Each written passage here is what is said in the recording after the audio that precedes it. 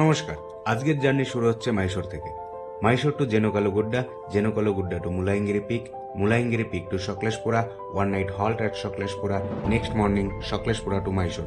পুরো ট্রিপটা বাইকে করা। এই ট্রিপে আমরা টোটাল 550 কিলোমিটার বাইক চালিয়েছি। শুরু করি আজকের ব্লগ। ভোর 3:30। মাইসোর তখন গভীর ঘুমে, শুধু রাস্তার আলোগুলো জ্বলছে নীরবে। আমরা বাইক স্টার্ট করলাম শহর ছেড়ে অজানার দিকে। চারপাশে নিস্তব্ধতা, হালকা ঠান্ডা হাওয়া, আর মনের ভেতর একটা অনুভূতি আজকের দিনটা আলাদা হতে চলেছে। কিছু যাত্রা থাকে যেগুলো শুধু এক জায়গা থেকে আরেক জায়গায় যাওয়া না, বরং নিজেকে একটু নতুন করে খুঁজে পাওয়া। আজকের গল্প মাইসোর থেকে পাহাড়ের দিকে, একটা বাইক রোড ট্রিপ, প্রকৃতি আর কিছু অপ্রত্যাশিত মুহূর্ত নিয়ে। গুগল ম্যাপ বলেছিল আমরা পৌঁছে গেছি জেনুকালুগুড্ডা, কিন্তু বাস্তবে সেখানে কিছু নেই। ছোট্ট একটা পাহাড়, শুধু জঙ্গল আর নীরবতা। একটা ছোট্ট টেকনিক্যাল গ্লিচ, আর আমরা দাঁড়িয়ে একেবারে ভুল জায়গায়। ওই মুহূর্ত বোঝানোর জন্য আমার চ্যানেলে 15 সেকেন্ডের একটা শর্টস আপলোড করেছি। ওটা দেখলে পুরো বিষয়টা পরিষ্কার হবে। গুগল ম্যাপ বলেছিল আমরা পৌঁছে গেছি জেনুকালুগুড্ডা, কিন্তু বাস্তবে সেখানে কিছু নেই। ছোট একটা পাহাড়, শুধু জঙ্গল আর নীরবতা। একটা ছোট্ট টেকনিক্যাল গ্লিচ, আর আমরা দাঁড়িয়ে একেবারে ভুল জায়গায়। এটি একটি অনলাইন রেজিস্ট্রেশনের সফট কপি। মুলাইঙ্গিরি পিকে ব্যক্তিগত গাড়ি নিয়ে উঠতে চাইলে এটি অবশ্যই ফিল আপ করতে হবে। মুহূর্তে আমরা সিদ্ধান্ত নিলাম এগিয়ে যাই। গন্তব্য চিকম্যাঙ্গালোরের মুলাইঙ্গিরি পিক। যত সামনে এগোচ্ছিলাম তত বদলাচ্ছিল চারপাশ। সবুজ পাহাড়, ঘন কুয়াশা, সরু পাহাড়ি রাস্তা, আর প্রতিটি বাঁকে নতুন একটা দৃশ্য। এই রাস্তাগুলো চোখে নয়, মনের ভেতরেও গভীর ছাপ ফেলে। মুলাইঙ্গিরি পিক কর্ণাটকের সর্বোচ্চ শৃঙ্গ। সমুদ্রপৃষ্ঠ থেকে 1930 মিটার উঁচুতে অবস্থিত এই পাহাড় চিকম্যাঙ্গালোর জেলার অন্যতম গর্ব। এটি ট্রেকিং এর জন্য খুবই জনপ্রিয়, এবং এখানে পুরো চিকম্যাঙ্গালোর অঞ্চল এক নজরে দেখা যায়। সকাল আর বিকেলে মেঘ আর কুয়াশায় ঢাকা পড়ে যায় পুরো পাহাড়। এই জায়গাটাকে করে তোলে আরো বিশেষ। এখানে প্রকৃতিকে শুধু দেখা যায় না, অনুভব করা যায়।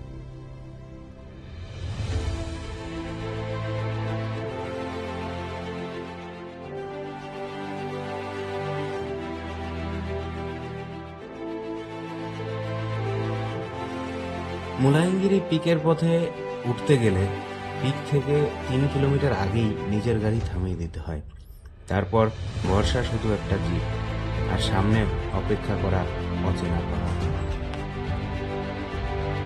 চিকম্যাঙ্গালোর মানেই শুধু মুলাইঙ্গিরি পিক নয়, এই জায়গাটা আসলে প্রাকৃতিক সৌন্দর্যের এক সম্পূর্ণ প্যাকেজ।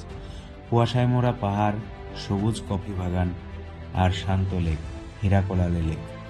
এর সানসেট দেখলে মনটাই শান্ত হয়ে যায়। বাবা বুদানগিরি আর জেড পয়েন্টের পাহাড়ি ভিউ মনে করিয়ে দেয় প্রকৃতি কতটা শক্তিশালী আর সুন্দর হতে পারে। হেবে ফলস কিংবা ঝারি ফলসের ঠান্ডা জল গভীর জঙ্গলের মধ্যে এক অন্যরকম অভিজ্ঞতা দেয়। আর কেমানগুন্ডি একটা ছোট্ট হিল স্টেশন, যেখানে দাঁড়ালে মনে হবে মেঘ ছুঁয়ে ফেলতে পারে। চিকম্যাঙ্গালোর শুধু ঘোরার জায়গা নয়, এটা এমন একটা অনুভূতি যেটা একবার এলে বারবার টানে। যদি পাহাড়, প্রকৃতি আর শান্তি ভালো লাগে, তাহলে চিকম্যাঙ্গালোর অবশ্যই আপনার নেক্সট ডেস্টিনেশন হওয়া উচিত। যখন জিপে চেপে মুলাইঙ্গিরির পাদদেশে পৌঁছালাম, নিচ থেকে চূড়ার দিকে তাকিয়ে এক মুহূর্তের জন্য মনে হয়েছিল আসলেই কি ওপরে ওঠা সম্ভব। পাহাড়টা যেন তখন নিজের বিশালত্ব দিয়ে আমাকে চ্যালেঞ্জ করছিল। তবুও প্রকৃতির সৌন্দর্যের সেই আলাদা স্বাদ পাওয়ার লোভে আমরা ওপরে ওঠার সিদ্ধান্ত নিলাম। ধীরে ধীরে এক পা করে উঠছিলাম, আর ঠিক ততটাই ধীরে আমার চারপাশে খুলে যাচ্ছিল খোলা আকাশ, খোলা হাওয়া, মেঘ আর নীরবতা। সবকিছু মিলেমিশে এক অন্যরকম অনুভূতি তৈরি করেছিল। আর যখন একদম চূড়ায় পৌঁছালাম, তখন বুঝলাম এই যাত্রাটা শুধু একটা ট্রাভেল নয়, এটা ছিল নিজেকে জয় করার গল্প।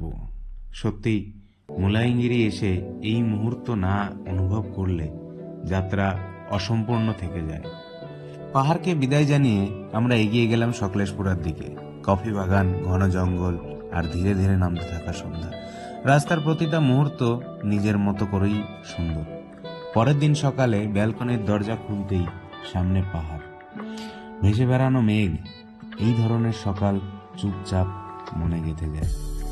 যারা সকলেশপুরাতে থাকার প্ল্যান করছেন, হোমস্টে ডিটেলস জানতে চাইলে কমেন্টে জানাবেন। এরপর শুরু হলো ফেরার পথ, সকলেশপুরা থেকে মাইশোর। খোলা রাস্তা, শান্ত মন আর স্মৃতিতে ভরা একটা যাত্রা।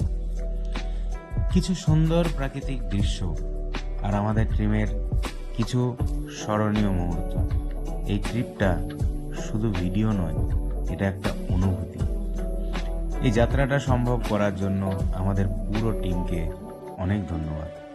বিশেষভাবে ধন্যবাদ মহেন্দ্র বেরাকে, যার ক্যামেরার চোখে এই গল্পটা প্রাণ পেয়েছে। নমস্কার, দেখা হবে আবার কোনো এক নতুন যাত্রায়, কোনো এক নতুন ব্লগে।